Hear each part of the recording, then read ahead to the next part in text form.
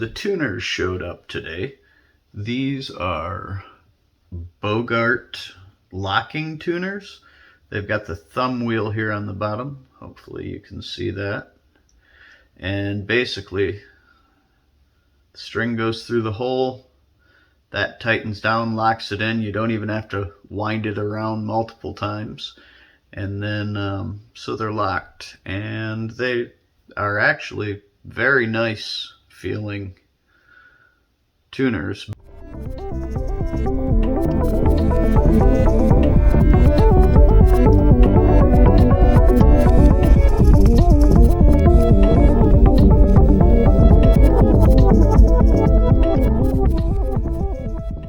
Now we move on to the other side of the guitar here. Let's see what size we need for this.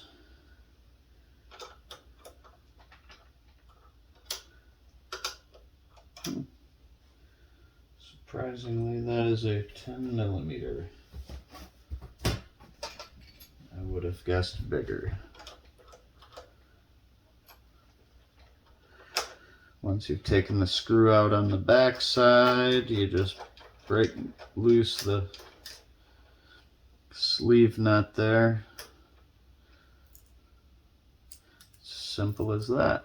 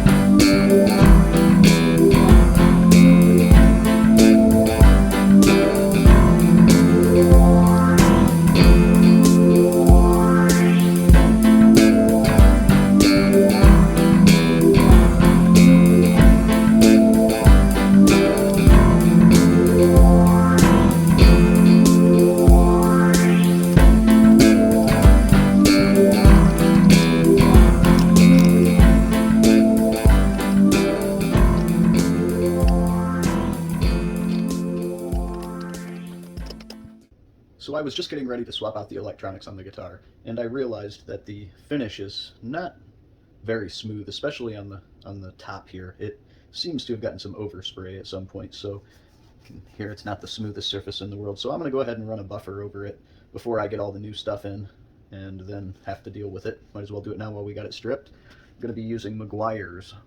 Make sure that's in frame there. Meguiar's Ultimate Compound. I think I actually picked this up at Harbor Freight. As well did I pick up this buffing pad here.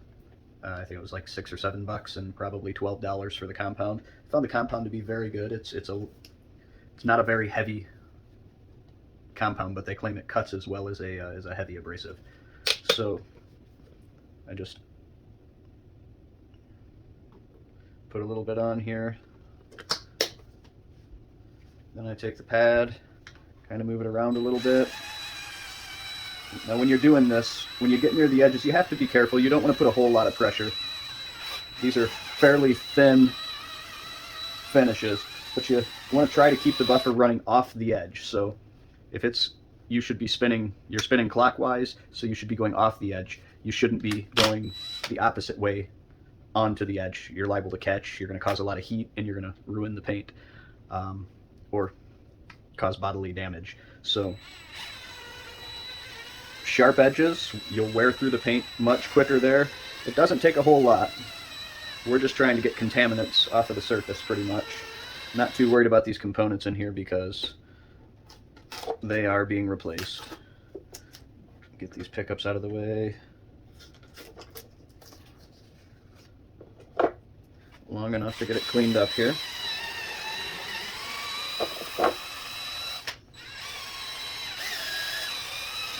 You always want to keep it moving. You never want to stay in one spot too long. Not too fast, not too hard. Any of those things will cause it to get hot. You'll burn through your paint. I've seen paint bubble.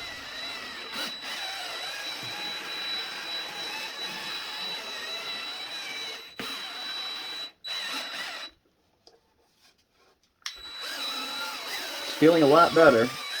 I'm trying to avoid having to sand this, because if I've got to sand this stuff to get the overspray or whatever it is off, it's going to be a whole lot more work getting it to shine, and I'll probably end up going through the finish and having to order another one of these inexpensive Amazon guitars.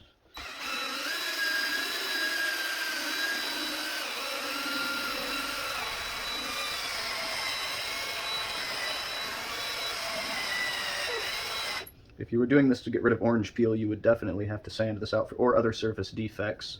If it's anything big, you would have to sand it out, but yeah, it's starting to smooth out now. But something small like overspray can easily be buffed off without sanding first.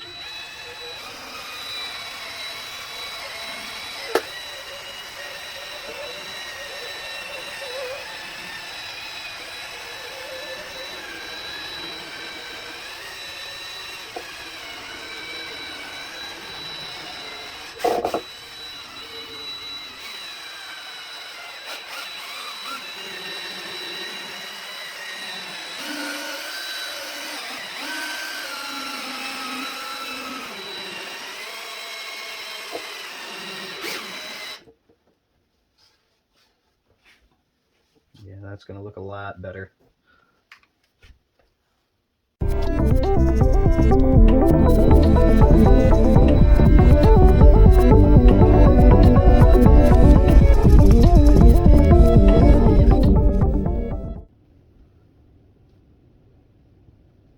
So I have noticed with this compound that when you're done buffing, it just takes a little bit of elbow grease with a nice soft cloth, and you can pretty much buff it to a nice little shine, and you don't get nearly as bad of swirl marks with this stuff as you do with some of the old school heavy duty compounds.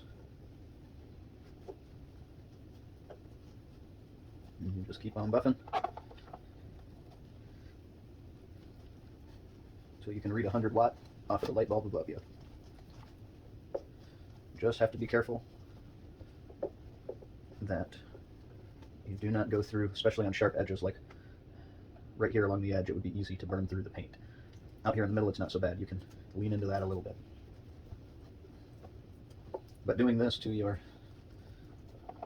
Chinese-made, inexpensive guitar is one step towards making this every bit of the guitar that this is copying off of.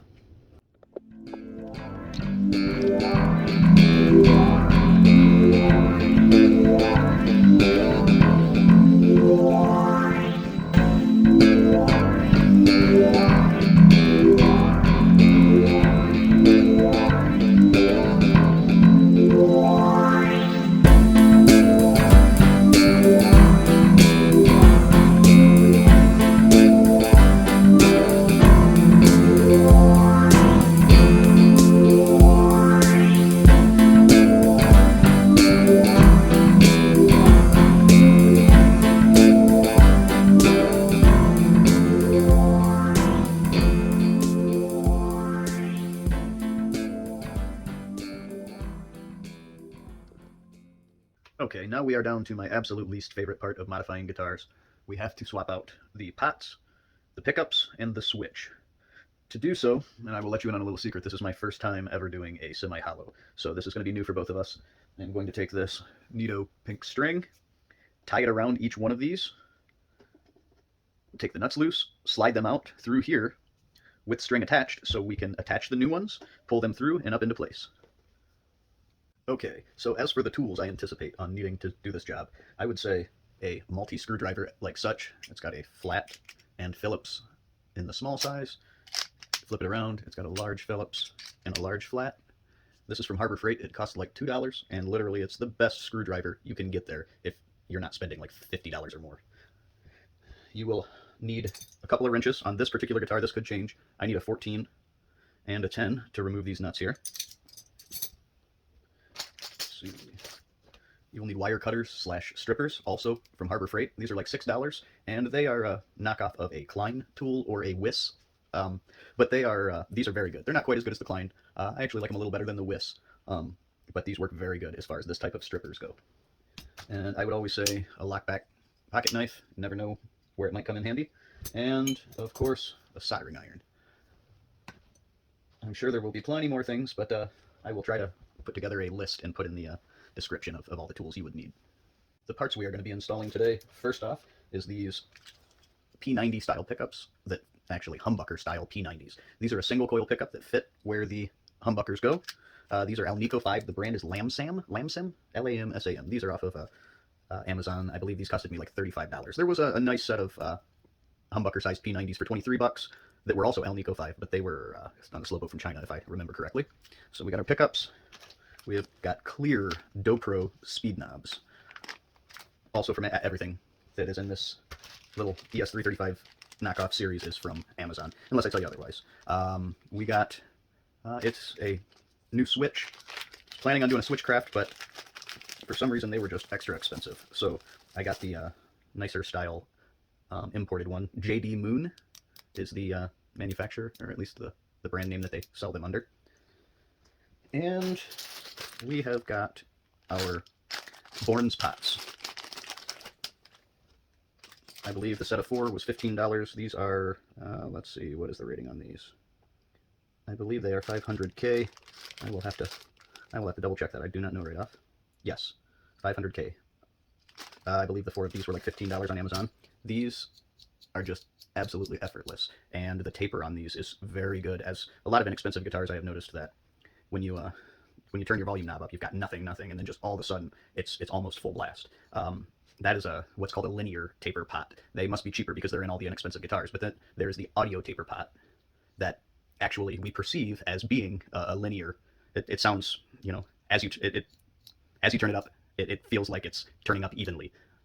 So yeah, that is the audio taper Bourne's pots. And what else do we have? I believe that's it. So we are going to get going here. All right, so I'm going to start off with one that's close here. Don't make fun of the way I tie knots. Boy Scouts was a long time ago.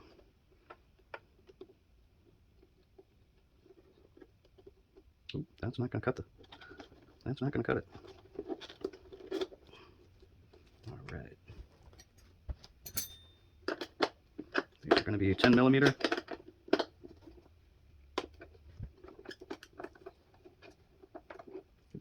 So let's get it loose first, and then we will tie it up.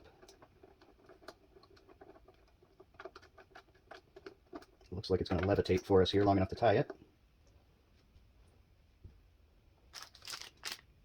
Throw all of our hardware into there. We shouldn't need it again since we're replacing all of this, but might as well keep it around. You might use one of these pieces down the road in case of an emergency. Cut off the horrible knot I already tied.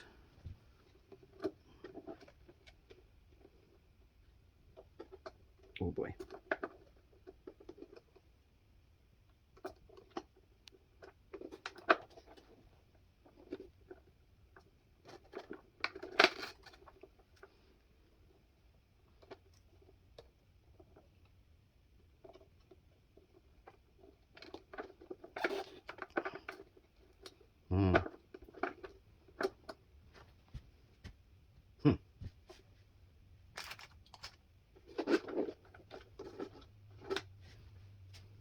Okay, so I've run into a small issue, actually 2 of them. My cool pink string is too thick.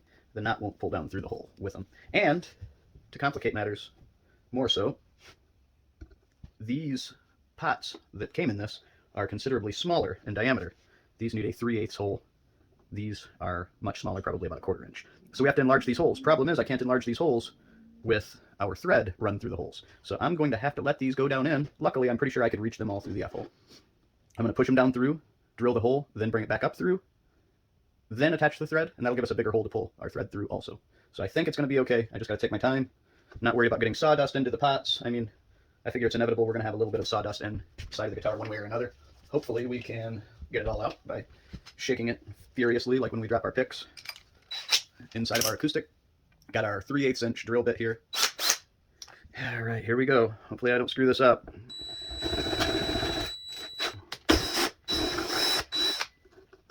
Of course, there's a little bit of a blowout. Hopefully, doubtfully, our nut and washer will cover that. You know what? I think I've seen a trick with duct tape. Give me 1 second, and I will be right back. Okay, so I think we're going to try masking tape. This is going to be the tough one. to get back up in the hole because it's the furthest away from the F-hole. Did I mention this was my least favorite part of modding guitars?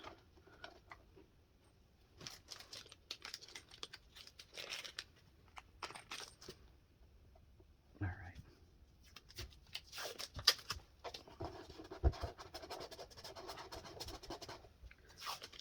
I'm going to try 2 pieces of masking tape. Whether or not this works, we'll find out.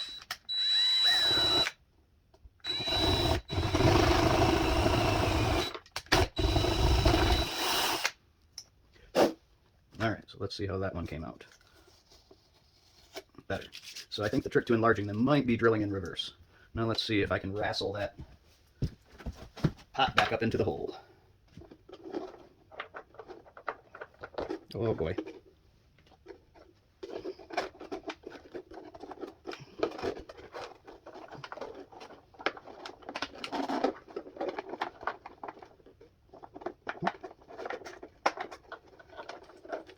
There goes our first pot. Now, here is our second pot. I'm going to try and cram this guy back in there.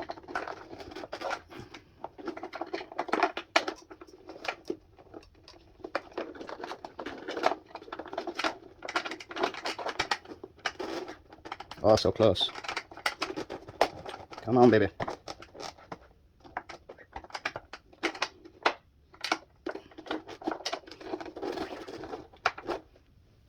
Okay, at this point, I've been wrestling that pot trying to get it back in there. I'm going to cheat a little bit. I'm going to try. I'm going to feed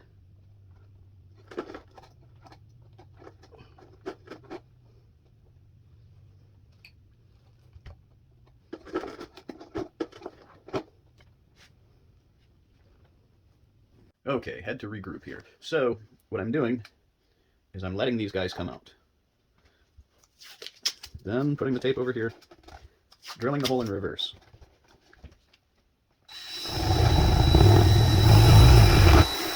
So yes, the key to drilling a clean hole is drilling in reverse.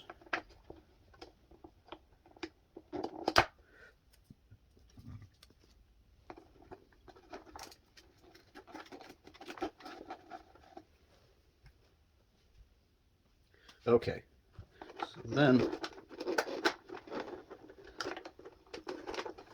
I'm going to pull the pot out through the hole, trying not to entangle it with the other pots. Then I'm just going to feed this through the hole if I can.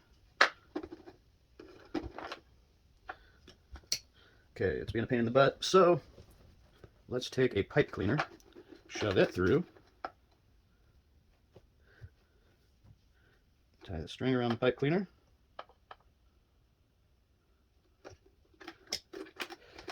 and pull it on through. Then take your string, tie it around the pot. This is just going to help us keep organized with which pot is which. Pretty much we have found out that with pipe cleaners we can no problem get these pots back where they need to be. The strings are just going to help us remember which holes each one came from.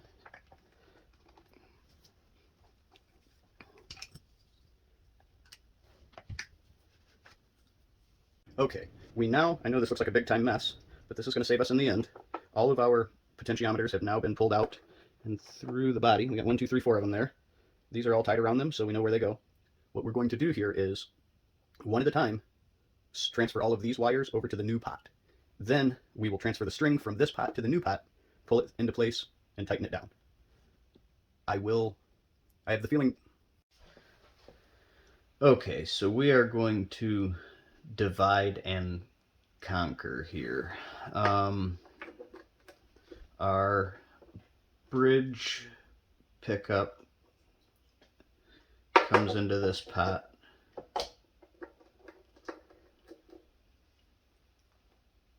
The only way I can really say to do this is just transfer the wires over to this pot exactly the way they are on this pot.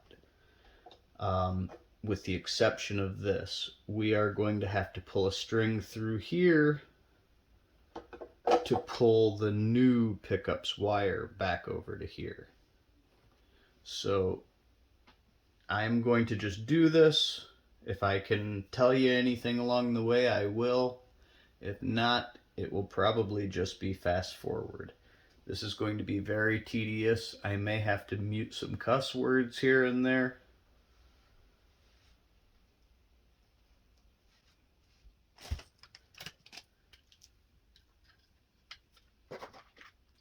So these Lam Sam pickups are marked N and B. That's for neck, that's for bridge. So we're going to start with the bridge. Looks like we're going to have enough wire. Okay, so I'm going to start by desoldering this pickup.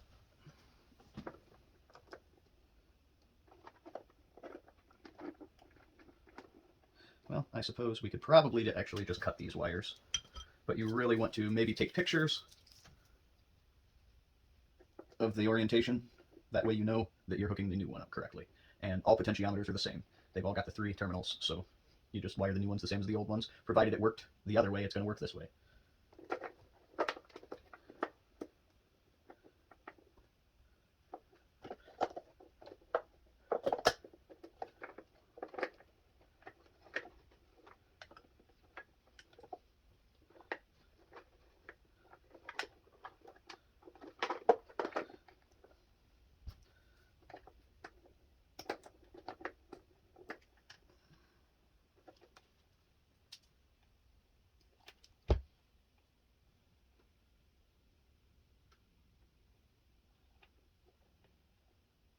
So on this particular wire, it is 2 conductor, meaning it's not just a single wire in here. You've got your ground, which is bare, and then you've got this smaller wire, which is generally your hot. You'll have to strip it. So we're going to solder these to the new pot exactly where it was on the old pot. Only for once, I'm going to be able to make it nicer than the original, because the wiring looks like it was done by an 8-year-old. An 8-year-old who's not good at soldering. I'm sure there's some 8-year-olds that could solder way better. When you're soldering, you want to preheat your material. So essentially, you want to leave the soldering iron on there until you can melt solder without actually touching the soldering iron. You should be able to just touch the piece.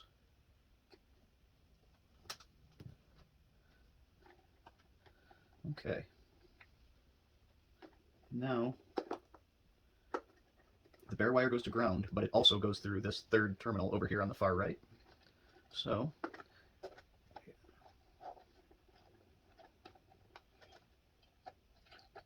I'm going to run it through there, then up to the body. And this certainly takes a while, especially if your soldering iron isn't very strong, to get this hot enough. And you most certainly can damage the pots if they get overheated. One good way to get this up to temperature is to melt some solder directly on where your soldering iron is, and that puddle will warm everything, will warm the area that is being soldered. So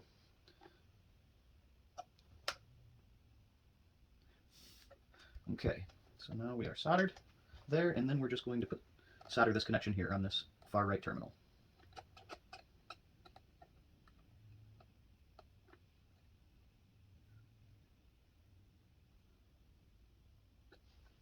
Okay. All right. We are good there.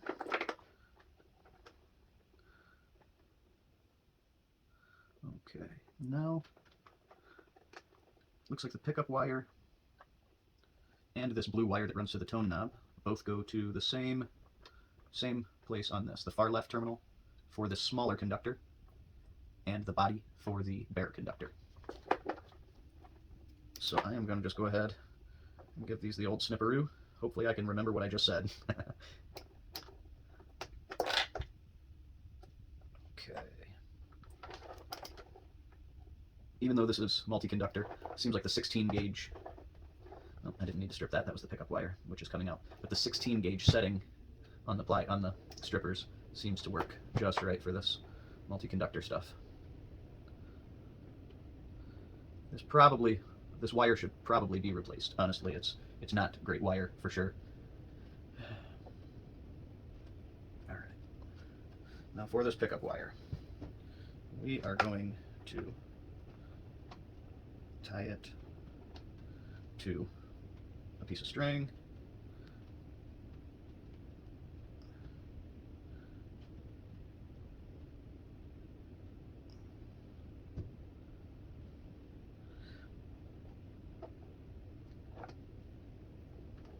Ooh. So thread can't really handle being that tight apparently.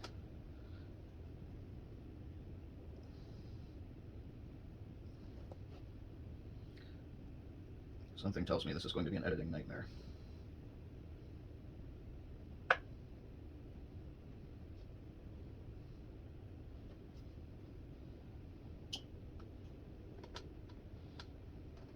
Okay.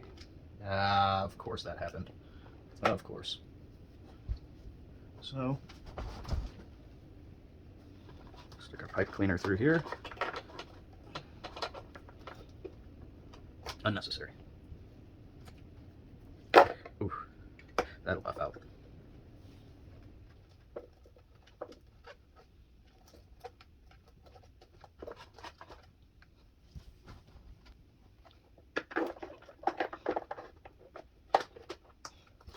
Ever play that game Operation? This is kind of like that.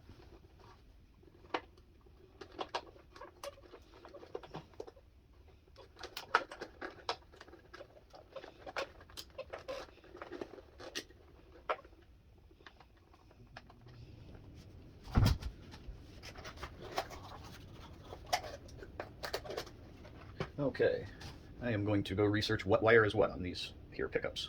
Be right back. Okay, so according to Amazon, black is ground. So we will need to solder this here blue wire that goes to the tone pot. We'll need to get soldered in together with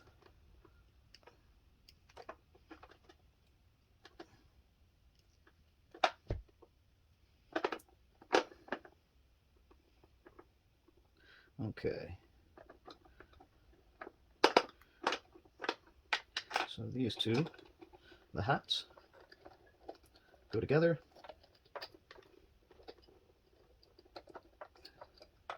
And get soldered on the far left terminal.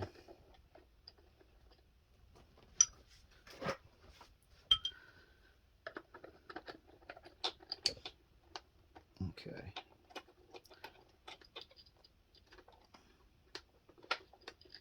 Oh, geez. Okay, there's one. The pickup leads come tinned or already with solder on the end, which makes that one a little easier to get in the hole. Alright. Makes it easier to pull out of the hole too, I guess.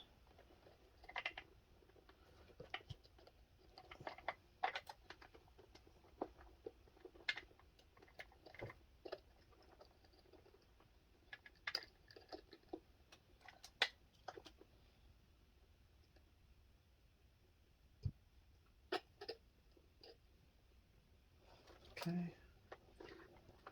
Our hot wires.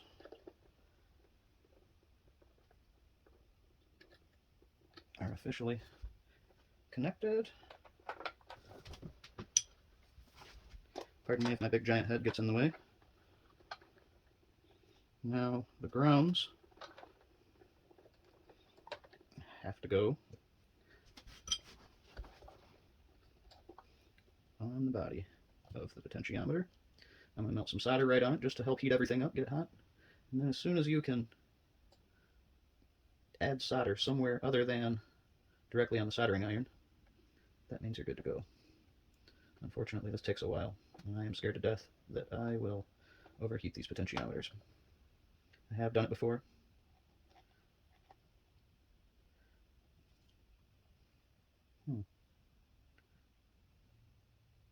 Having a little trouble on this one for some reason.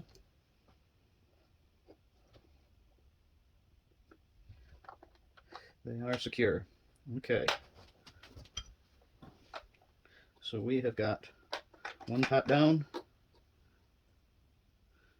and 3 to go. transfer our knot over to this guy.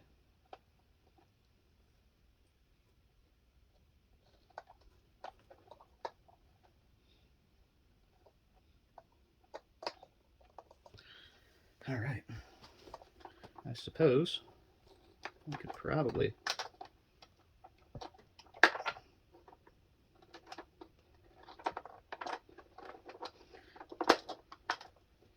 reinstall this guy. Look at that.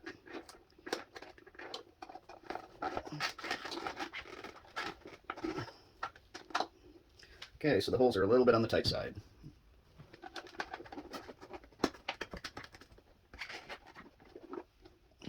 But ultimately, no problem. One knob down.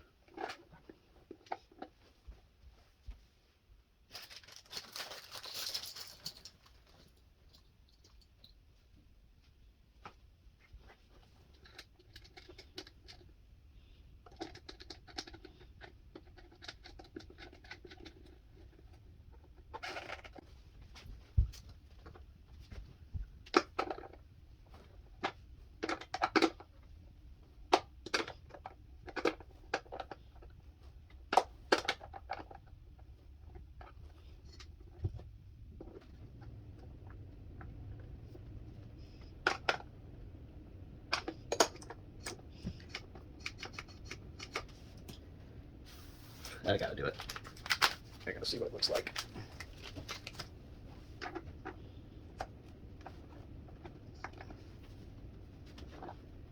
Yeah, they stick up a little higher than I would like, but I think it's pretty sweet. All right, and keeping with the theme, I do believe we will do the other pickup and volume pot. Okay. So, on this one, blue is the pickup.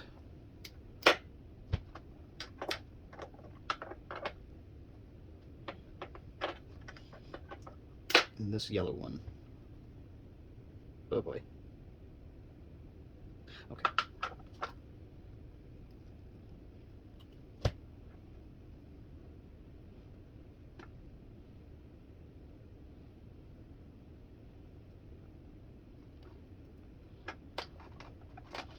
Okay. Now, I'm really going to try hard to not let the wire slip off this time, because this one will be a lot harder to retrieve than the other one. We got a nice straight shot from the pickup to the F-hole with nothing in the way, essentially. So I am going to tie a series of knots in this thing. Wish I would have paid attention in Boy Scouts. Wrap this around a couple of times, maybe.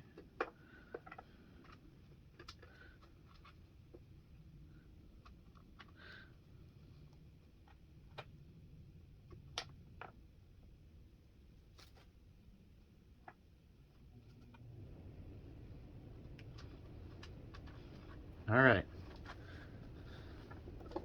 Here we go. And we got it. All right. That is good stuff. Ye old trusty pocket knife.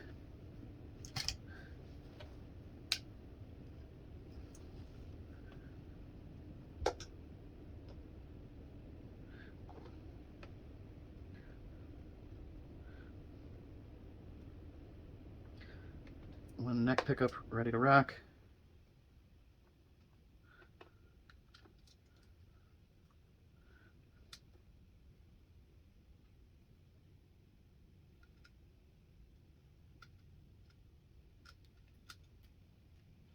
Ooh, this is going to be tough. Okay, I managed to tie my little Boy Scout knot. Wrapped it around both of these guys a few times independently, then tied a couple simple knots in it. What I'm going to do to make this a little more aerodynamic is put a tape around the two conductors so they'll pull through as one. Here goes, hopefully, everything. Get a little hand through there. Oh yeah. And we are in there like swimwear. Maybe.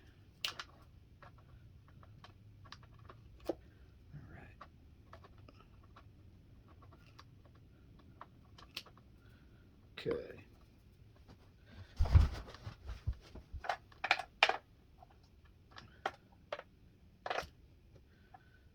Oh, what a mess. Oh boy. Okay. Well, I'll just have to remember which hole that goes in.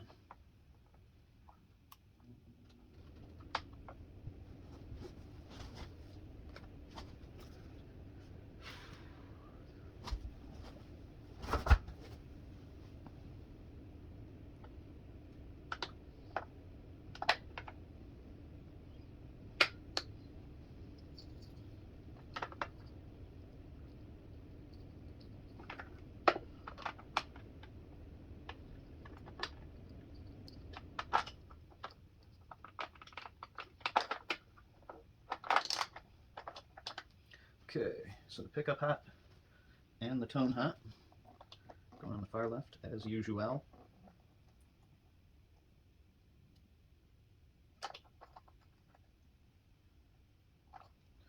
All right.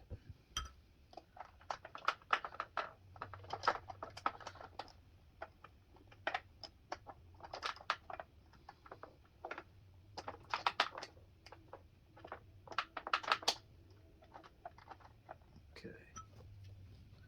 Pickup ground, and the ground that goes to the tone knob. Get a little puddle going to transfer the heat.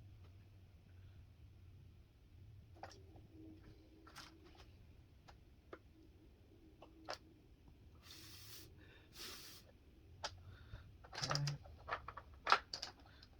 All right, and we're grounded, just like most of my high school career. Okay, there's that. Now we've got our main ground and the selector switch wire that need to go to the center, and this guy needs to be grounded. Okay.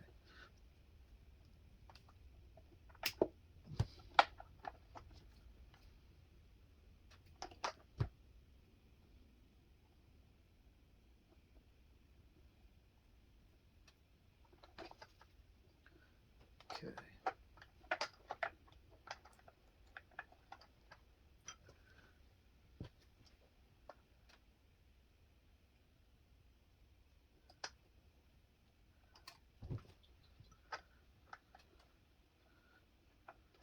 Okay.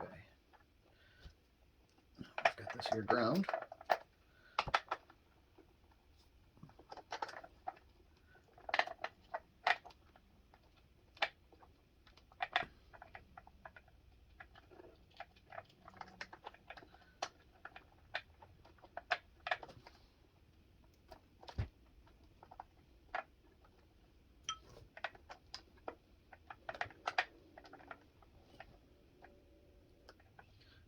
Okay, yeah, that's no good. I should have been doing that with my right hand, maybe.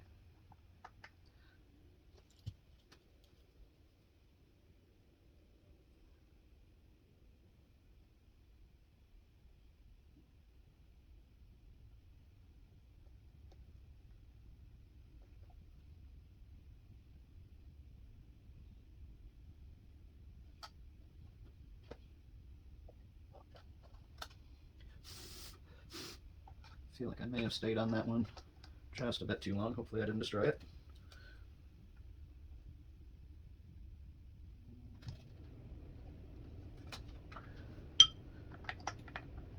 Let's get that one a little better. I don't think it quite took.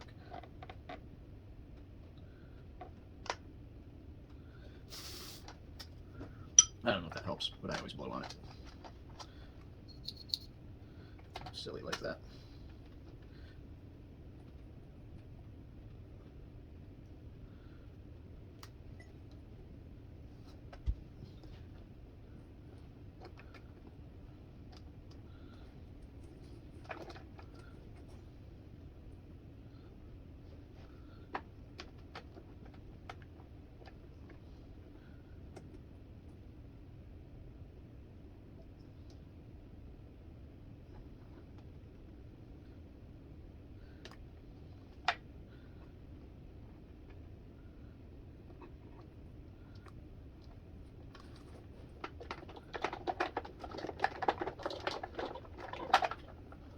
Okay.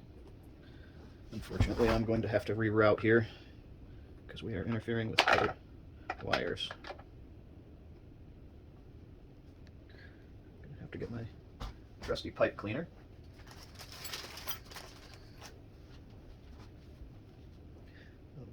Okay, wedge hole. Okay, that's a volume, so it had to be this here hole.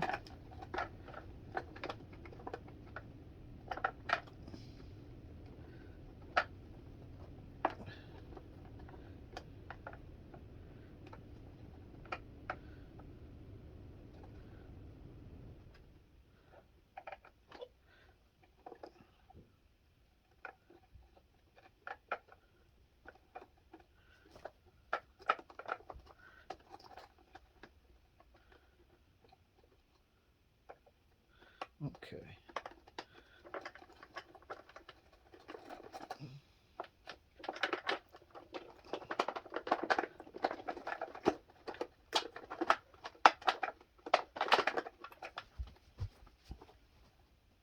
Okay, I did a fair amount of swearing on this last one, so I just deleted that video.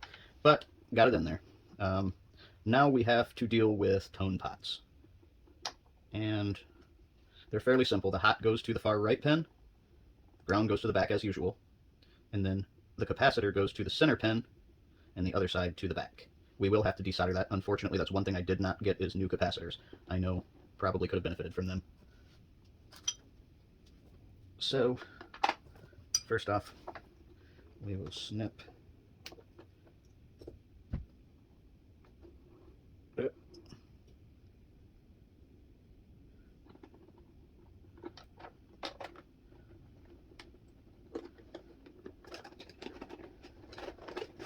okay.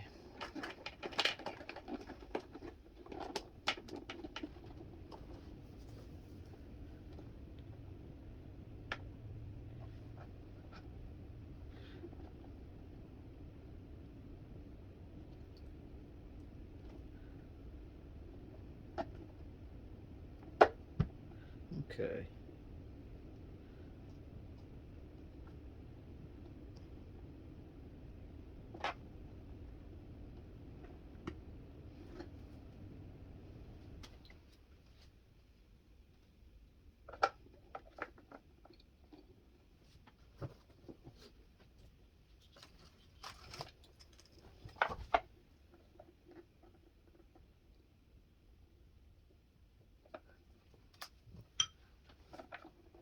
All right.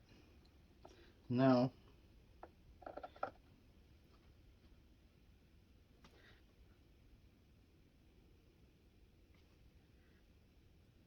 we should be good to desolder this guy.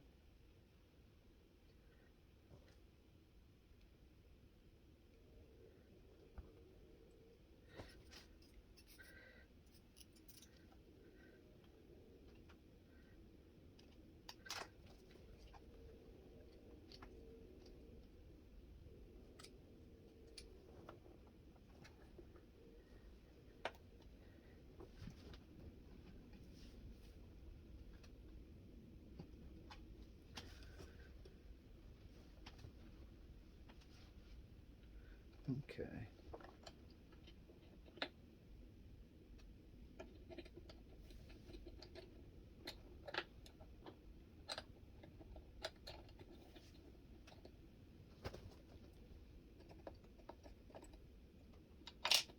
Huh.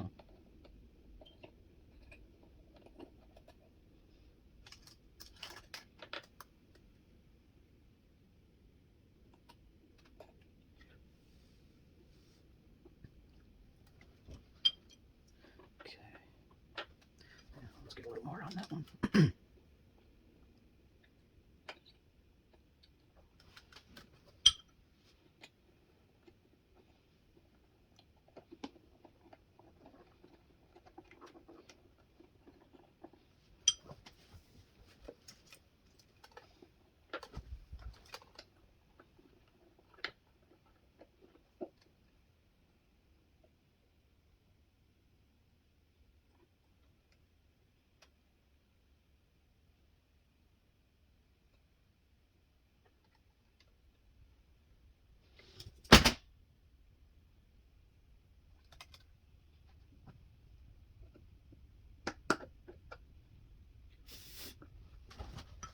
Okay. Beautiful. Not really, but good enough. All right.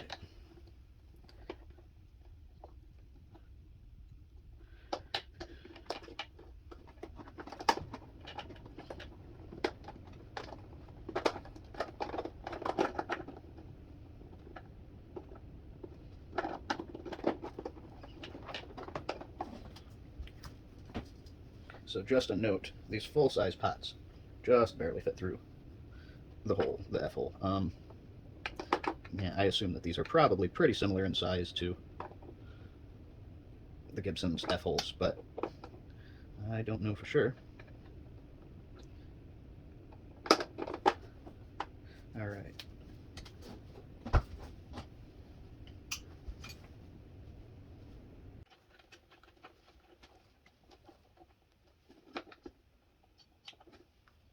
Okay.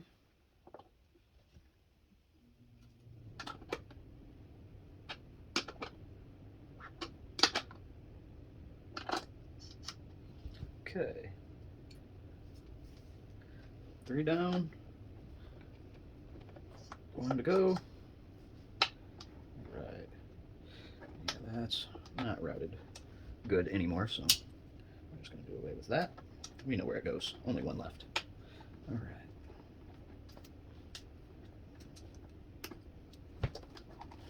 All right.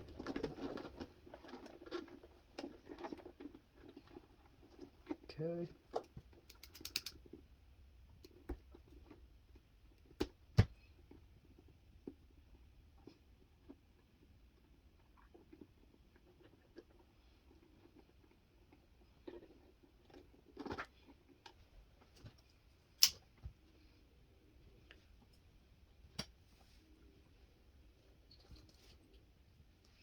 Okay.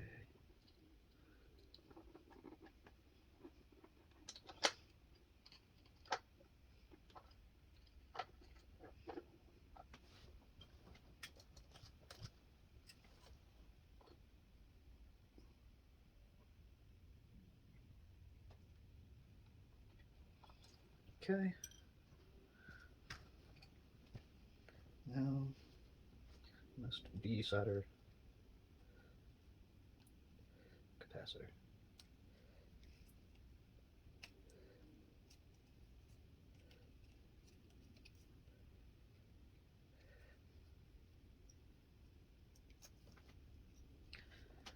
All right, we have freed the capacitor.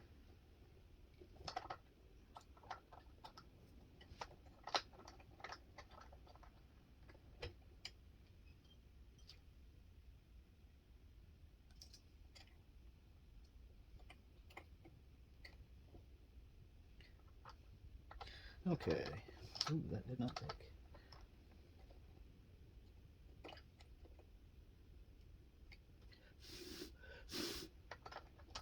All right.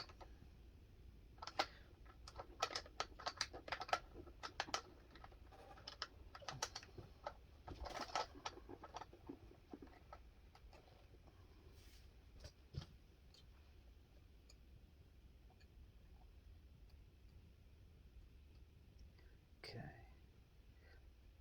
Puddle's flowing out onto the pot.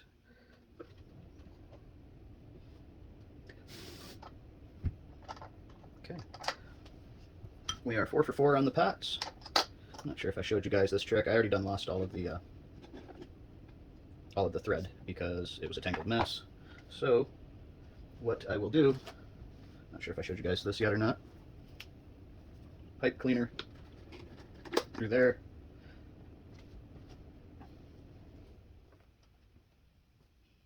A short piece of thread tied around it.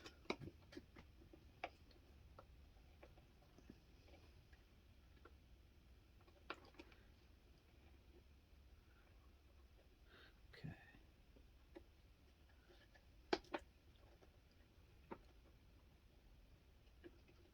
Okay. Double knotted. All right, we got our thread through. Now we gotta tie off the old orange spot.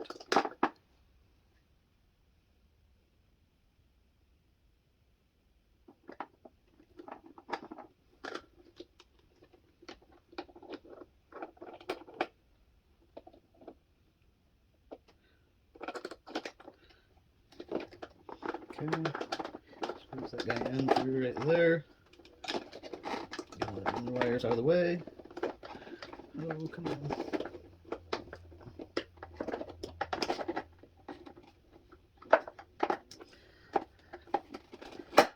Up through the body she comes.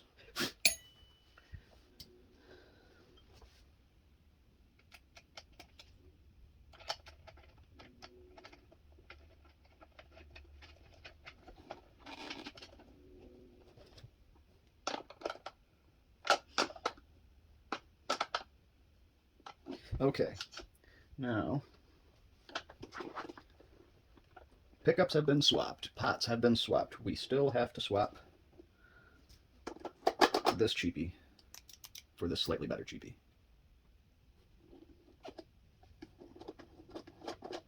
Not going to bother tying it off right away.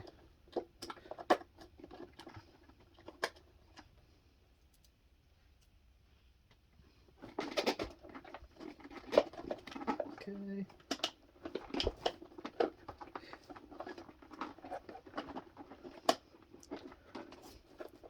All right. Now this is where it might get a little confusing because this is a completely different switch. But it looks like the blue and the yellow, and a red. Stay tuned. Okay, so we are replacing this cheapy square switch with this Switchcraft style. So basically what we have is on this one, back here, all of the grounds come together and ground to the body of this. Back here, we've got the same deal. So all of the grounds are going to come to here. The blue wire, hot, is going to go to the far right, which will be the far right on here. The red wire is going to go to the center, which will be this double terminal right there, the center. And the yellow wire will go to the far right terminal, which is the far right terminal on here. At least I think. We're going to go for it though. So here goes nothing.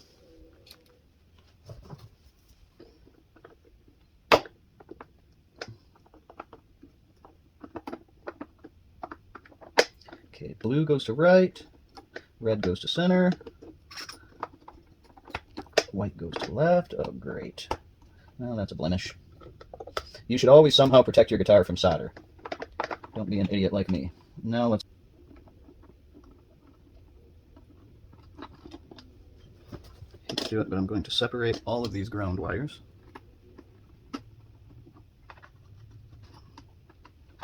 Okay.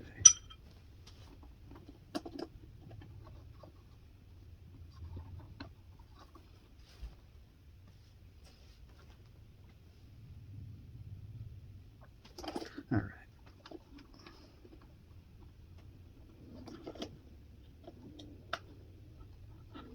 All right.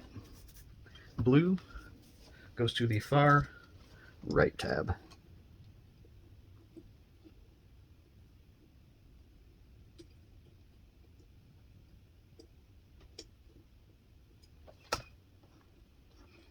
Okay.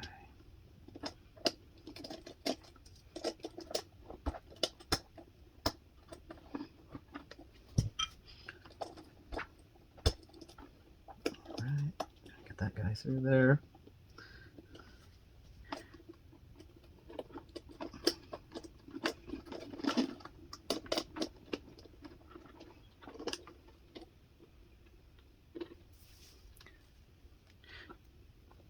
Yellow leads go to the far right.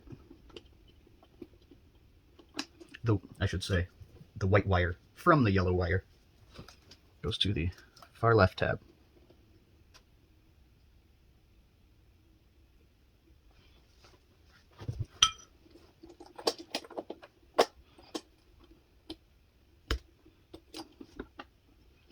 Then the ground will also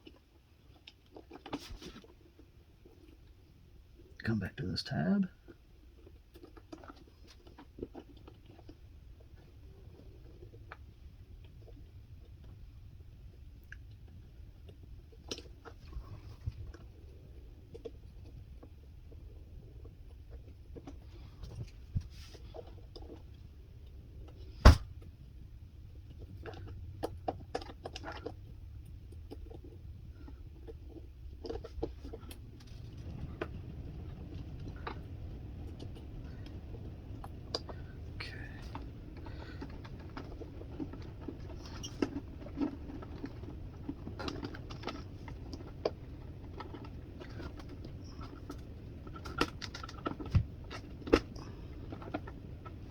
Okay. Now, the red lead, the white wire from the red lead, goes through the double terminal in the center.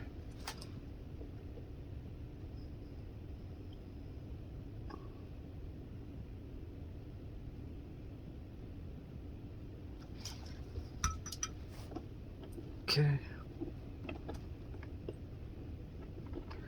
Okay, we're going to go ahead and put the pickup rings on. The pickups came with new springs and new screws.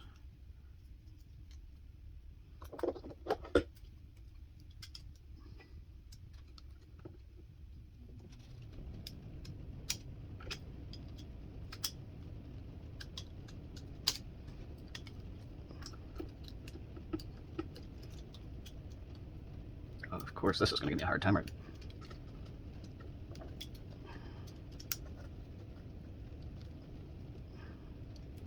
Heaviest springs I've ever come across on pickups.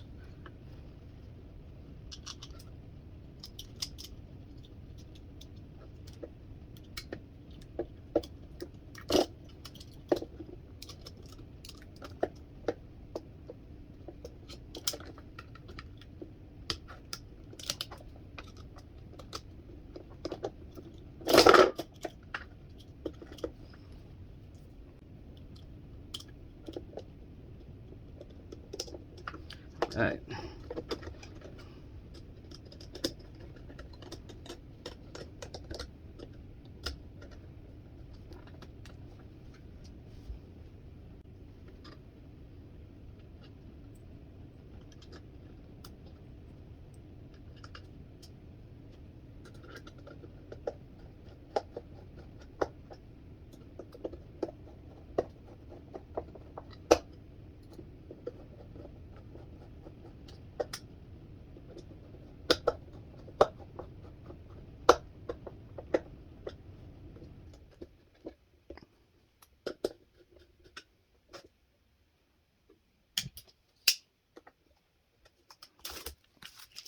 Okay, there's one humbucker-sized P90 all buttoned up.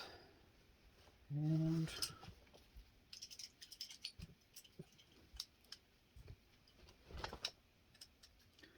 taking the pickup rings off of the old ones, if you guys didn't catch that.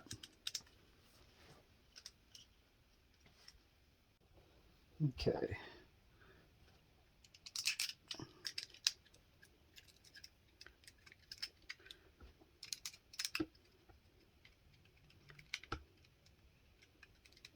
All right.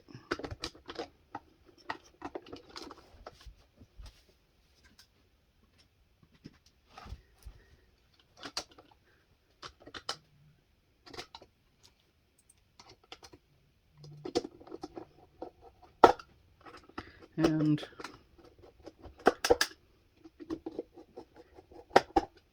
pickups are, I had the feeling that hole was going to be a little bit stripped. I'll see what I can't do about fixing that up. No point in really adjusting the pickups until we get it strung. And that concludes the wiring portion. All right, now we will install the tailpiece.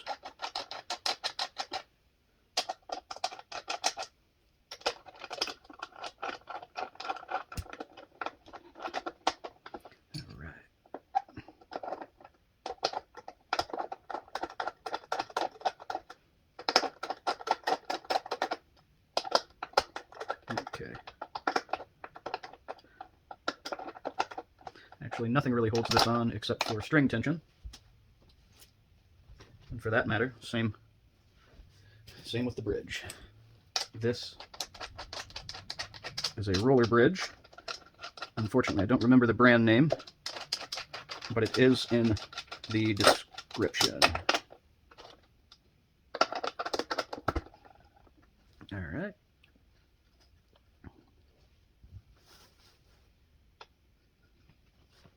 I generally install my bridge with the screws facing this way. I find it a little easier to adjust. I know a lot of people say that they de-string their Les Pauls to adjust intonation, but I usually can get them while they're strung up. Okay. So I went ahead and pulled the tuners back out. I am going to do a little customizing on this headstock. The whole BCP logo is just a little bit too cheap even for me.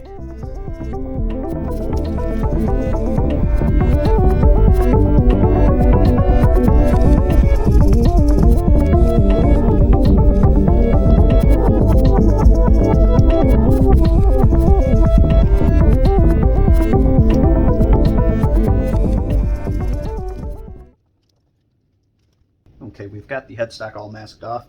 We have to scuff up the paint here. This is 400 grit sandpaper. That's probably about what you want to use before spray paint. That's a good grit to get it scuffed up.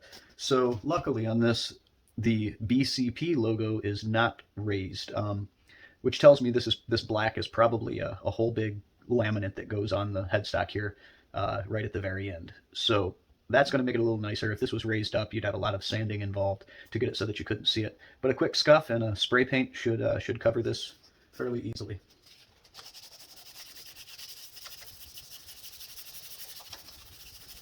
You want to make sure that you get into the corners really good, and any shiny spots you see, make sure they're not shiny. That'll ensure that your new paint job is nice and smooth. Probably should have masked after this, but it's not a bad idea to mask it to make sure you don't sand any of the good parts. So once you get everything good and dull, you got to clean all of the dust off really good. Maybe use some alcohol or mineral spirits or something designed for prep cleaning. Then you use a tack cloth to make sure you get all the fine particles off of it, and then you're ready to paint. But you have to make sure you get in the corners really good, because if you don't, it's going to start peeling there eventually. So once you got it all done, you go back over. It looks like we're missing a spot there, and we're missing a spot there.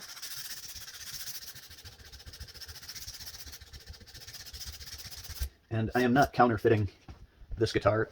I just want to make that clear. I'm not going to reshape the headstock and call it a Gibson or anything like that. I do this on a lot of guitars that I modify. I end up refinishing the headstock and I put my own logo on them. And I'm not trying to copy anybody. I'm just showing that I have rebuilt this guitar, and it was a no name to start with. I don't think anybody's going to care that I'm defacing a BCP guitar, but if you do think that I'm doing something bad there, please leave it in the comments. I would love to hear from you. All right, I'm going to go ahead and paint this thing. Unfortunately, I can't take you guys. Okay, we're going to get this headstock all fixed up here. We're going to put our own little decals on there. What you do is you print these things, then you have to clear coat the sticker, the decal itself. And then you can submerge them in water, probably about 30 seconds or so. Make sure everything is good and submerged and gets good and soaked.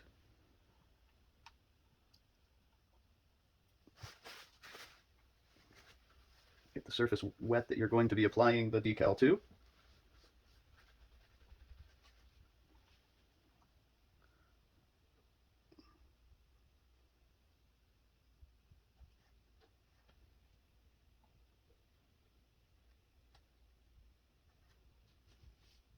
Slide it into the position you want.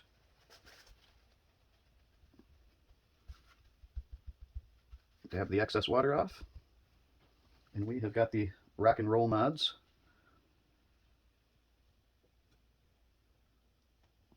YT-335, and that stands for the YouTube built 335. Then if you really want to get trick, you can bury this in clear coat so that you can't see the edges. Okay, we are going to wet sand and buff this. Normally I would probably start out with a 600 grit or so, but of course I'm ill prepared for this video. So I am going to be starting with 1500 grit. Then we're going to step up. 1500 grit. Then we are going to step up to 2000 grit. And then we are going to end up with 2500 grit. And by the time you get this, and you should always pre-soak your wet sanding paper beforehand. When you sand, I should probably be using a block, but I'm pretty well experienced with this, so I'm just going to use my hand. But they make a foam pad that you fold up inside the sandpaper. It works really good for this. Not a lot of pressure on this one. Just your well-dampened sandpaper.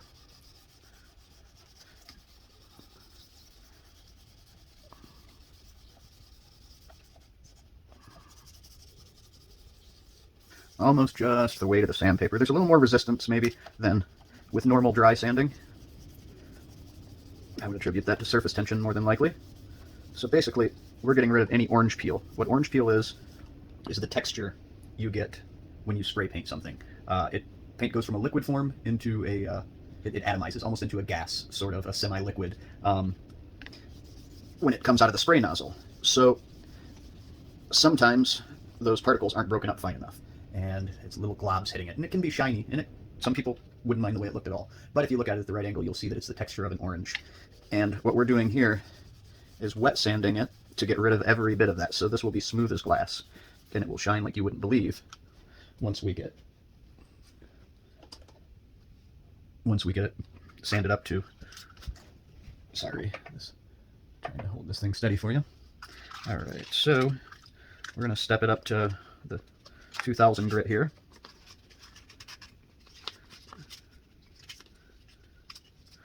Again, make sure it can't be too wet for wet sanding.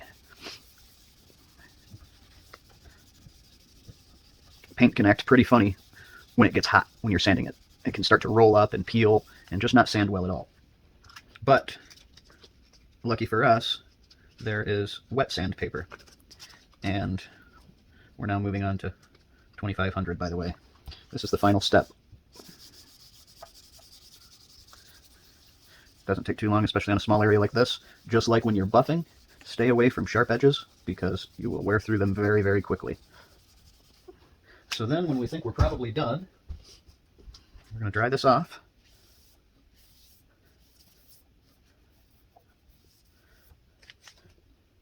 And by the way, I only painted this maybe 3 hours ago. So especially with wet, this is lacquer. The clear coat is Minwax brushing lacquer. I did not brush it. I sprayed it, and some spray guns could probably spray it straight out of the can. I, however, thinned mine down with lacquer thinner, and it's just like any other lacquer. I've also used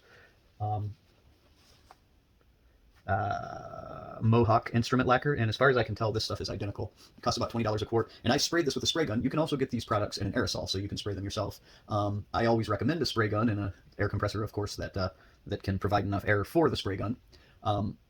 But with this lacquer, you could actually brush this on with a brush, and if you got it on there wet enough, good chance it may flow out so that you couldn't even see the brush strokes. But when regardless of whether or not you could see the brush strokes, it would take a long time to dry. It takes a lot longer to dry when you brush it on because it's a lot thicker. But you give it a day or two, maybe longer, you could wet sand that down to a perfectly smooth finish and make it look like glass.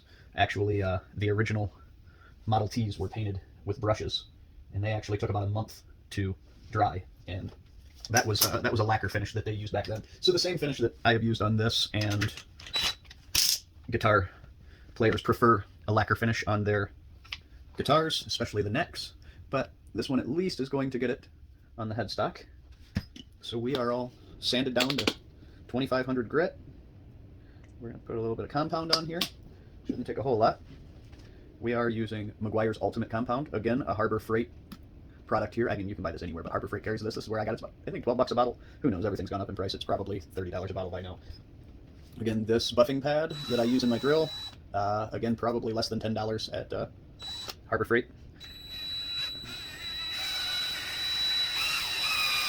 Being that we sanded all the way to 2500 grit, it shouldn't take much to bring the shine back.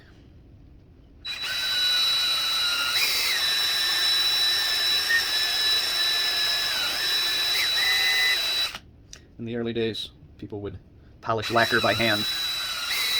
And I've done it a little bit, but it's not really very hard because lacquer polishes very easily. All right. Microfiber towel here. Wipe this down, see how we're doing.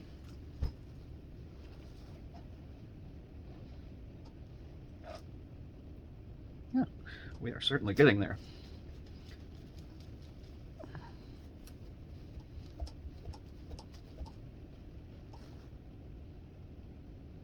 Yep. I'm just going to do a little bit more here. A little more compound on there.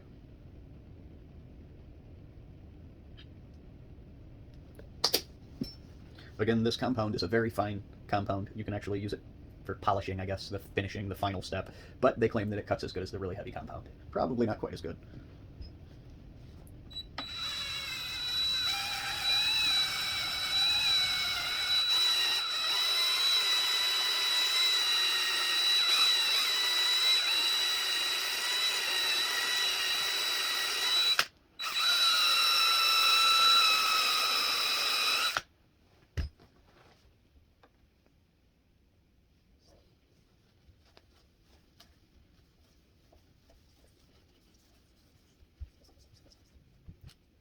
Not sure if you can see it, but from here in person you can actually see the edges of the water slide decal. If you have the time and enough clear coat, which isn't that much, I was just running low, you can put the clear coat on. You can just keep on layering the clear coat on here so that you completely bury these and you can't see the edge, you can't feel the edge. We're pretty good here. I can live with it. But there's always such a thing as perfection, and it is achievable.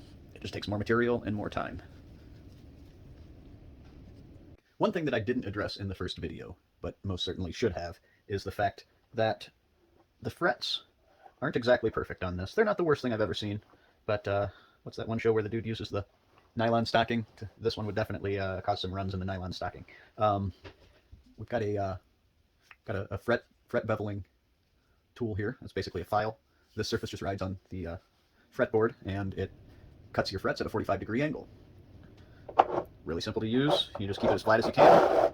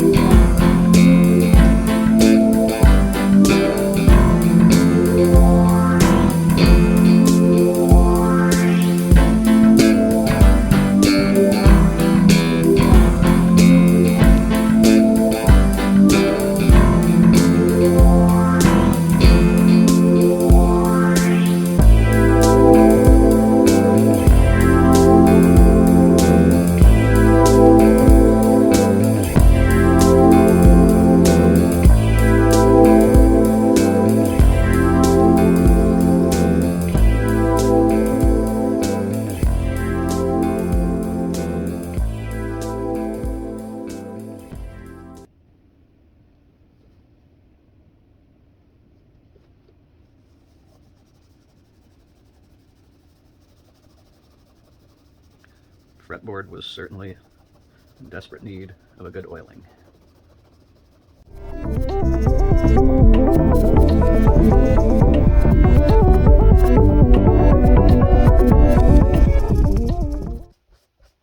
One freshly oiled, clean, smooth fretboard.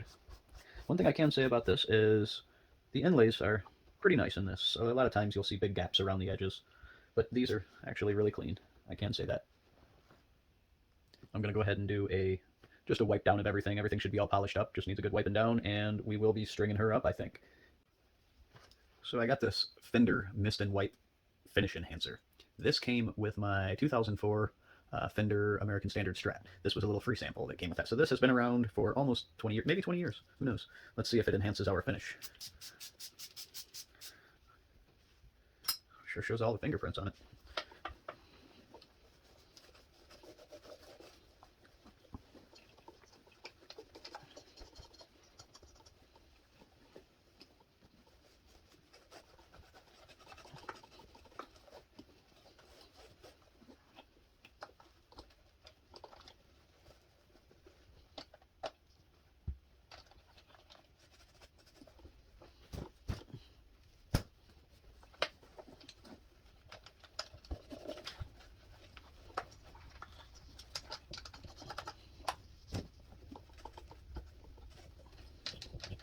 Well, I gotta say, finish does look nice, except for all of the length that my cloth is leaving.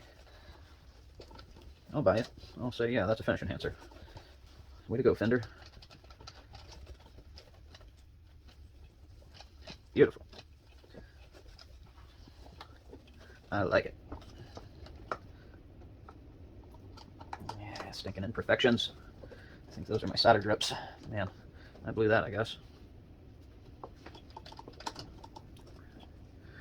Alright.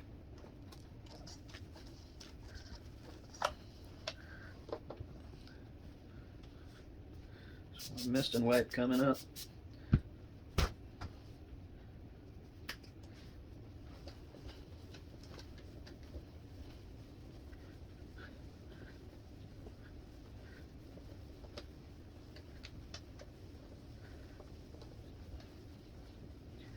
I will say this guitar polish is pretty good stuff, the spray polish, but it takes a fair bit of muscle to make it look good.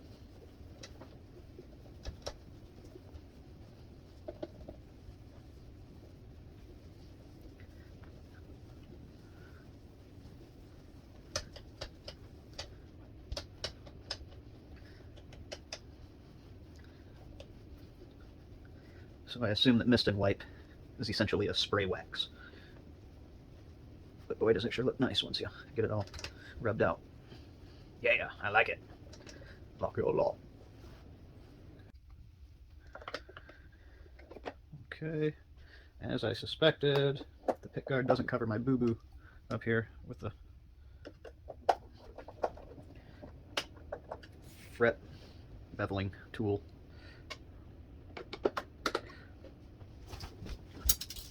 No!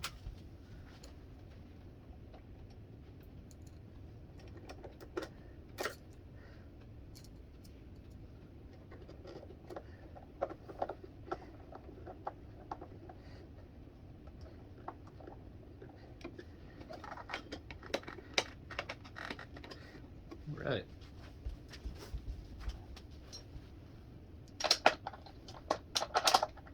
Tailpiece. All right, time to string.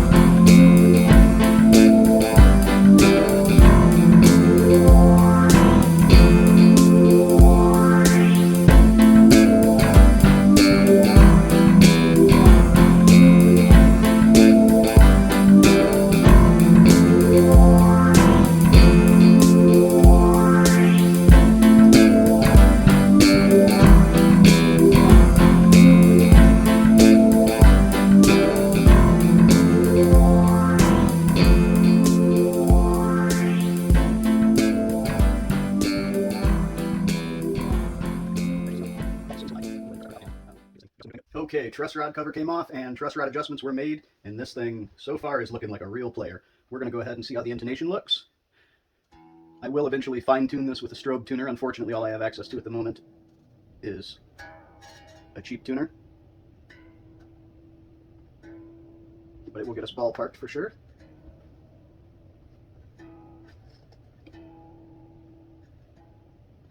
So we're a little sharp, actually. We're right on the money. On the E string.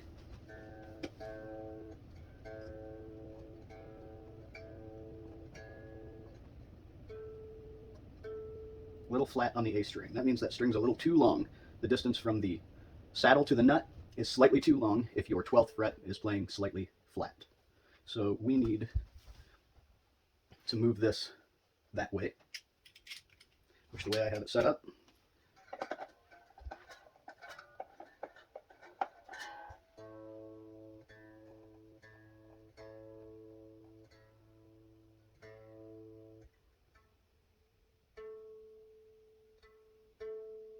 Still a little flat.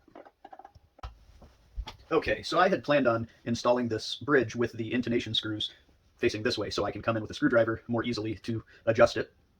But I tried to do it that way, and unfortunately the design of this tailpiece, or possibly the placement of this tailpiece, prevents me from doing it that way. So I switched it around. The intonation is completely random at this point. We're going to go ahead and get it set as good as we can here.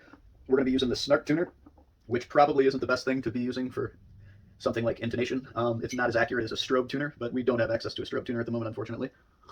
So we are going to use the old Snarkaroonie, and that'll get us in the ballpark. And that sometimes with these inexpensive guitars, you get to a point where you realize that the guitar is just not intonatable, as the frets are not placed properly.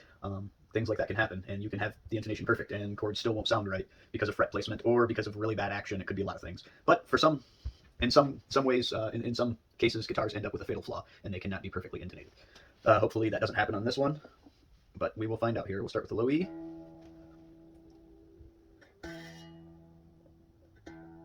Okay, now on the 12th fret with the low E. And it appears that we are sharp, which means the distance between the nut and the saddle is too short if the note is sharp on the 12th fret, which it is.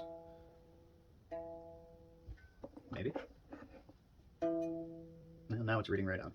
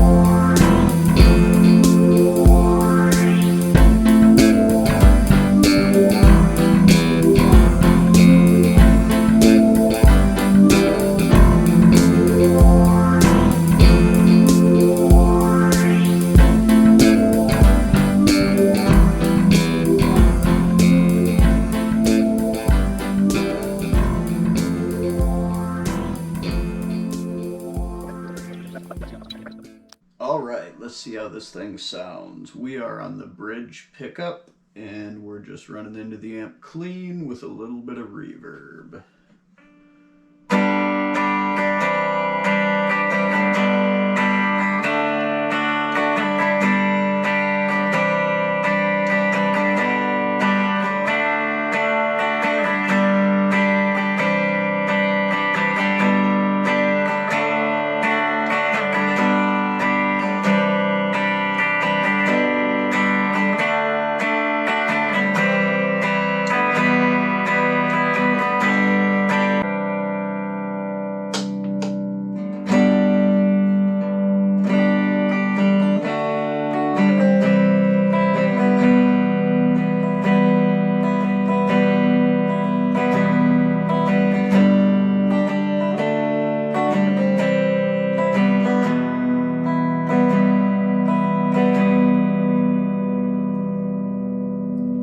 I switched to the bridge pickup there if you didn't notice.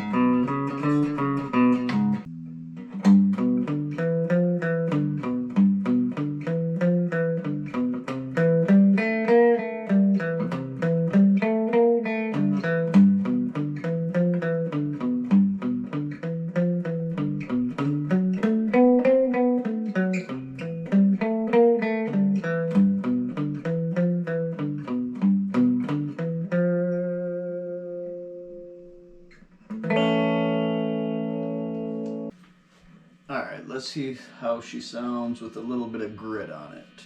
I'm not going to put a real heavy distortion on it because that's just not what this guitar is built for, and it's probably going to feed back with some real heavy distortion, but I figure a nice tube amp breakup, which is what we've got going on right now, is a pretty good amount of distortion for this guitar.